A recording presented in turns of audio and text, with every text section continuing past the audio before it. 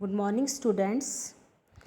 Today we continue our chapter, History Chapter 5, Print Culture and the Modern World. In previous class, we read about print technology in India. हमने जो इससे पहले वाला जो video बनाया था उसमें प्रिंट टेक्नोलॉजी के बारे में पढ़ा था कि इंडिया में प्रिंट टेक्नोलॉजी कैसे आई थी। यहाँ पर भारत के अंदर जो है गोवा के अंदर जो पोर्तुगीज़ लोग थे वो सबसे पहले यहाँ पर प्रिंट टेक्नोलॉजी लेकर आए थे और उसके बाद धीरे धीरे उन्होंने कई सारी लैंग्वेज के अंदर जैसे तमिल है, मलयालम है, तो उन्होंने पुरानी जो किताबें थी, जो हमारा पुराना ऋग्वेद था, सामवेद, जो भी हमारे वेद वगैरह थे, तो उनको जो है अलग अलग लैंग्वेज में छाप दिया था। उसके बाद जो है हमने पढ़ा था कि किस प्रकार से जो ईस्ट इंडिया कंपनी थी तो उन्होंने जो है उसके ऊपर कंट्रोल करना स्टार्ट कर दिया था ताकि कोई भी जो पब्लिशर है वो उनके अगेंस्ट कुछ पब्लिश ही ना कर सके। आज हम पढ़ेंगे religious reform and public debates, यानी धार्मिक सुधार और पब्लिक डिबेट्स के बारे में पढ़ेंगे हम। From the early 19th century, as you know, there were intense debates around religious issues, कि 19वीं जो सेंचुरी थे उसमें शुरू से ही जो है धर्म के लिए जो है कुछ ना कुछ बहस चल रही थी। Different groups confronted the changes happening with in colonial society in different ways and offered a variety of new interpretation of the beliefs of different religions। यानी जो अलग अलग जो समूह थे वो जो भी उनके ऊपर कॉलोनियल इफ़ेक्ट हो रहा था तो उससे जो है वो जूझ रहे थे बहुत ज़्यादा। यानी धर्म की जो है वो अपनी एक्सप्लेनेशन कर रहे थे। कुछ तो जो थे जो रीति रिवाज वगैरह जो थे उनकी आलोचना कर रहे थे, यानी उस पर सुधार चाहते थे, जबकि कुछ जो थे वो अन्य धर्म सुधारकों के व्यूज़ के खिलाफ खड़े हुए थे। इट मीन्स कि जब कॉलोनियल रूल यहाँ पर था इंडिया के अंदर, तब कहीं ना कहीं लोगों को डर लग रहा था कि कभी हमें भी जो है भाई ये क्रिश्चियनिटी ना अपनानी पड़े। तो जो यहाँ के जो रिफॉर्मर्स थे, समाज सुधारक थे, तो उन्होंने इन चीज़ों को लिए क्रिटिसिज्म स्टार्ट किया था। Some criticized existing practice and campaigned for reform, while others countered the arguments of reformers. These debates were carried out in public and in print. अब ये जितनी डिबेट्स होती थी ये पब्लिक के पास कैसे जाएगी? प्रिंट के द्वारा जाएगी। Printed tracts and newspaper not only spread the new ideas but they shaped the nature of the debate. इन जो ये जो आइडियाज़ थे इन्होंने एक तरीके से आइडियाज़ के साथ साथ डिबेट पर भी फोकस किया था। इट मीन्स नए नए विचारों के द्वारा नई नई चीज़ों के लिए बहस वगैरह स्टार्ट हो चुकी थी। A wider public could now participate in this public discussions and express their views. New ideas emerged through this clashes of opinions, यानी जो जितने भी पब्लिक थे वो हिस्सा लेते थे। ये जो डिबेट्स वगैरह होती थी तो सभी लोग जो है अपने मत को जो है अपने व्यूज़ को जो है वो जाहिर कर सकते थे। यानी अब क्या हुआ कि नए नए ओपिनियंस क्लैशेस के द्वारा स्टार्ट होने शुरू हो गए थे अपने अपने धर्म को लेकर। This was a time of intense controversies between social and religious reformers and the Hindu orthodoxy over matters like widow, immolation, monotheism, brahmanical priesthood and idolatry।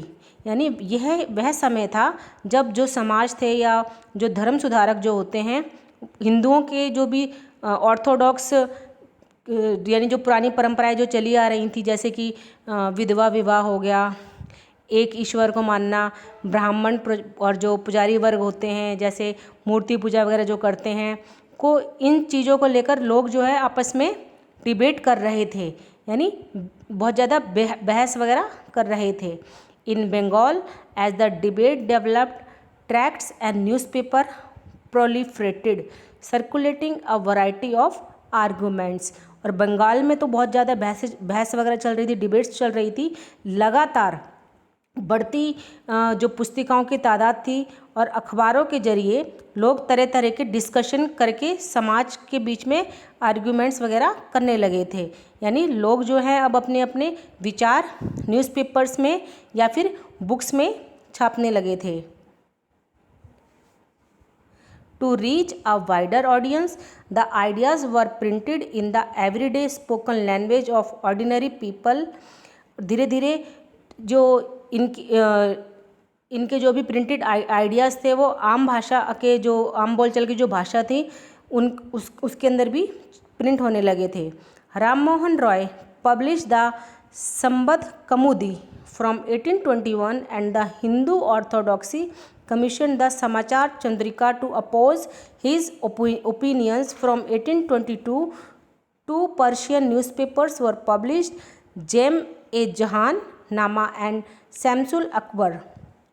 In the same year, a Gujarati newspaper, the Bombay Samachar, made its appearance. Ram Mohan Roy ने 1821 से संवाद कौमुदी का publication किया और जो भी पुरानी जो रूढ़िवादी जो विचारधाराएं थी ने उनके विचारों से टक्कर लेने के लिए जो एक समाचार पत्रिका थी चंद्रिका का सहारा लिया। फिर दो पर्शियन न्यूज़पेपर जामे जहांनामा और शमसुल न्यूज़पेपर भी 1882 में जो है पब्लिश किए गए। तो इस जो ये जो पैराग्राफ है इसके अंदर सिर्फ ये है कि जितने भी समाज सुधारक थे, जैसे इसमें एक राम मोहन राय का नाम दिया गया है कि उन्होंने समाचार संबद्ध कौमुदी को जो है स्टार्ट किया था ताकि जो हिंदुओं की जो पुरानी जो रूढ़िवादी जो विचारधाराएं हैं उसको हटा सकें और लोग जो है अपने ओपिनियन दे सकें। तो यानी न्यूज़पेपर्स के थ्रू या बुक्स के थ्रू लोग जो है जो समाज के अंदर जो पुरानी परंपराएं थी उसको उनको जो है बदलना चाहते थे। In the north India, the ulema were deeply anxious about the collapse of Muslim dynasties. ठीक ऐसे ही नॉर्थ इंडिया में जो उलेमा कौन होते हैं बेटे, जैसे हमारे यहाँ पंडित वगैरह होते हैं, ऐसे ही जो मुस्लिम प्रिस्ट होते हैं उनको उलेमा कहा जाता है। तो वो भी जो है मुस्लिम डायनेस्टी जो है कहीं ना कहीं नॉर्थ इंडिया के अंदर कोलैप्स हो रही थी, तो वो भी उन चीज़ों को लेकर बहुत ज़्यादा दुविधा में थे। They feared that colonial rulers would encourage conversion, change the Muslim personal laws. उन्हें भी डर था कि जो कॉलोनियल रूल है यानी जो अंग्रेज़ों का रूल है कहीं ना कहीं उनका जो पर्सनल लॉ है मुस्लिम लोगों का तो उसके अंदर जो है दिक्कत कर सकता है। To counter this they use cheap lithographic presses, published Persian and Urdu translation of holy scriptures and printed religious newspaper and tracts। इससे निपटने के लिए उन्होंने सस्ते लिथोग्राफी प्रेस का इस्तेमाल करते हुए जितने भी उनके धर्म ग्रंथ थे उनको फारसी या उर्दू में ट्रांसलेट किया और धार्मिक अखबार और ट्रैक्ट्स वगैरह निकाले।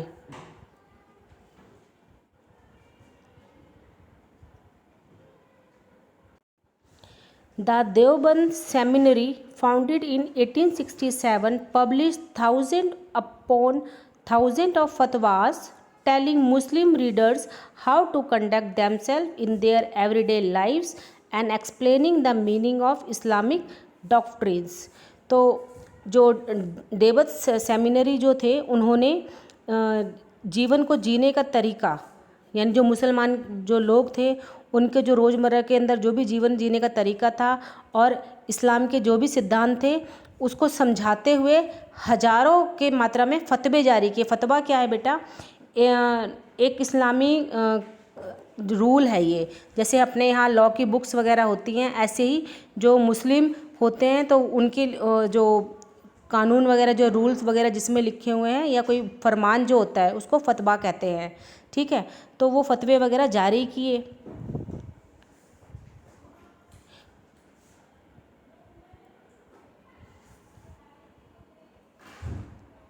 और उसके अंदर जो है उनकी डेली लाइफ में जो भी चीज़ें भाई कंडक्ट करनी है उनको या जो इस्लामिक जो भी रूल्स वगैरह हैं उनके मीनिंग्स वगैरह जो है उनको बताए गए। All through the 19th century a number of Muslim sects and seminaries appeared, each with a different interpretation of faith, each keen on enlarging its following and countering the influence of its opponents. Urdu print helped them conduct these battles in public. पूरी 19th century के अंदर कई इस्लामी जो communities थी और जो seminar वगैरह हुए, डिबेट वगैरह हुए इस्लाम के अंदर भी धर्म को लेकर, सबकी अपनी अपनी एक्सप्लेनेशन थी। कोई अपना संप्रदाय बढ़ाना चाहता था तो दूसरे के असर को काटना चाहता था, यानी दूसरे के धर्म को जो है वो कम करना चाहता था। यानी कहीं ना कहीं विचारों को जो है डिबेट के थ्रू बुकों के अंदर छापा गया। तो ये था आपका मुस्लिम का। अब नेक्स्ट है among Hindus to print encourage the reading of religious text specially in the vernacular languages. अब देखो हिंदुओं के बीच भी प्रिंट से ख़ास तौर पर जो लोकल भाषाएं जो भी थी वहाँ पे धार्मिक पढ़ाई को काफ़ी बल मिला, यानी जो धर्म की जो पढ़ाई थी उसको जो है काफ़ी बल मिला था। The first printed edition of the Ramcharitmanas of Tulsidas, a 16th century text, came out from Calcutta in 1810। और तुलसीदास की जो 16th सेंचुरी की किताब, पहली किताब जो थी रामचरितमानस का जो पहला पब्लिकेशन हुआ था 1810 में हुआ था कोलकाता से। By the mid 19th century cheap lithographic edition flooded North Indian markets. From the 1880s, the Naval Kishore Press at Lucknow and Shri Venkateshwar Press in Bombay published numerous religious texts in vernaculars. In their printed and portable form, this could be read easily by the faithful at any place and time. They could also be read out to large group of illiterate men and women. 19th century के middle तक सस्ते जो lithography addition से उत्तर भारत यानी north India में जो बाज़ार थे वो बिल्कुल भर चुके थे किताबों से। लखनऊ के नवल किशोर प्रेस और बम्बई के श्री वेंकटेश्वर प्रेस में कई सारी भारतीय भाषाओं में बहुत बड़ी मात्रा में धार्मिक किताबें जो हैं वो छपने लगी थी, यानी और उसको जो भी बुक्स वगैरह थी उनको लाने ले जाने में आसानी होने के कारण इन्हें कभी भी कहीं भी किसी समय पढ़ सकते थे। इन्हें जो इलिटरेट लोगों की बड़ी भीड़ में बोल कर भी पढ़ा जाता था, यानी ऐसी छोटी छोटी बुकें अवेलेबल हो गई कि कहीं भी अगर कोई व्यक्ति पढ़ा लिखा नहीं है तो लोग जो है कहीं भी इसको ईजिली लेके जा सकते थे। एक तो सस्ती थी ये, और दूसरा आम लोगों की भाषा में थी, तो इसको कभी भी कहीं भी पढ़ा जा सकता था। Religious text therefore reached a very wide circle of people, encouraging discussions, debates and controversies within and among different religions। Means कि जो धार्मिक जो पुस्तकें थी वो बड़ी संख्या में लोगों तक पहुंच रही थी, जिसके चलते जो अलग अलग धर्मों के बीच और उनके अंदर बहस वगैरह चलने लगी, वाद विवाद की स्थिति बन चुकी थी।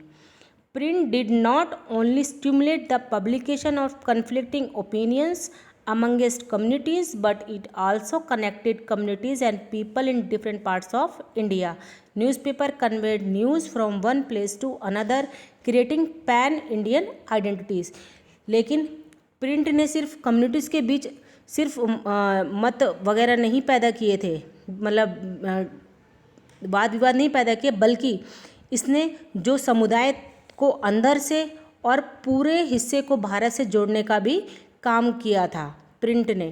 क्योंकि लोग जो हैं अब अपने अपने धर्मों के प्रति उनको बुकें वगैरह मिलने लगी थी, अपने धर्मों की जानकारी मिलने लगी थी, तो कहीं ना कहीं जो प्रिंट था वो पूरे इंडिया को जो है एक दूसरे से जोड़ने में सफल रहा था। तो आज बेटा मैं इतना ही पढ़ाऊँगी। इस टॉपिक को आपने अच्छे से पढ़ना है, और इसमें से कुछ जो क्वेश्चंस हैं बेटा आप ये देखा करो कि जो मैडम ने जितना पढ़ाया है कम से कम उसमें से ही आप क्वेश्चन आंसर फाइंड आउट करो, नेट पे से फाइंड आउट मत करो।